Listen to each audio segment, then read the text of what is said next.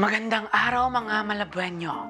Ako si Maestra Simon ang magbibigay ng gabay sa inyong mga kapalaran ngayong linggo dito sa Funny Horror Scope para sa'yo.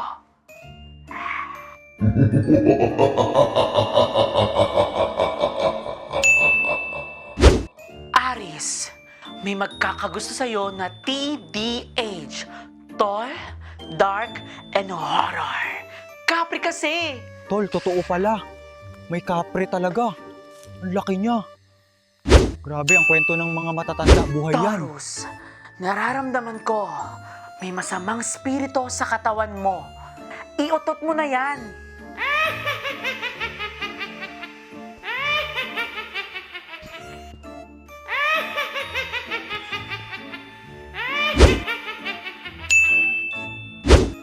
Gemini, babala, huwag kakalimutang magdala ng kutsara at plastik kapag pupunta ng sementeryo. Magkakatkat kasi tayo ng mga natunaw na kandila.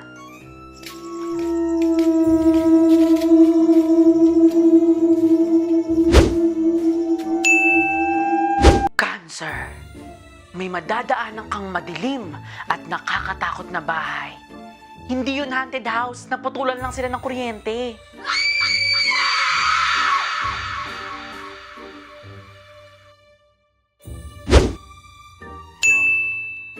Leo, iwasang bumili ng mga antik na bagay.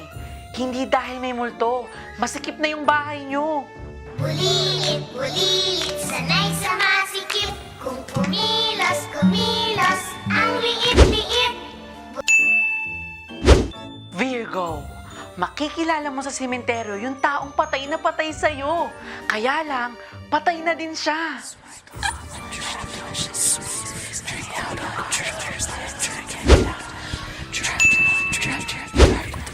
Libra, kapag tumayo ang balahibo mo, walang multo.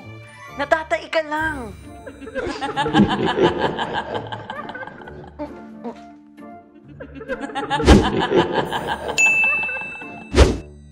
Scorpio, may makikita kang white lady. Pero, hindi ka matatakot kasi hindi siya naka-white. La la la la la la la. La la la la la la la. La la la la la. Sagittarius, may makakasalubong kang maliit na nilalang sa opisina nyo. Hindi yan tiyanak, katrabaho mo yan, forfeit lang.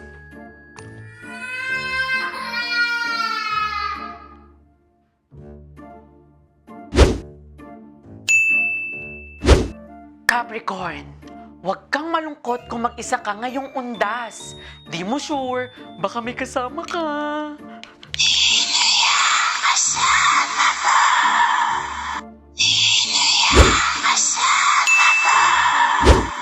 Aquarius, huwag kang magreklamo kung uulan ngayong linggo.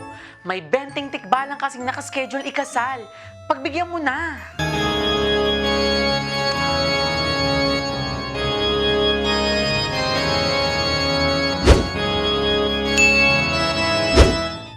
Pisces, magbubukas na ang third eye mo. Kaya lang, may astigmatism. Papasaliminan mo pa. Saan kayo?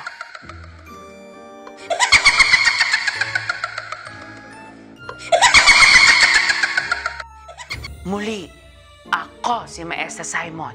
Tandaan, ang mga horoscope na ito ay pawang katatawanan lamang. Nasa inyong kamay pa rin ang inyong mga kapalaran.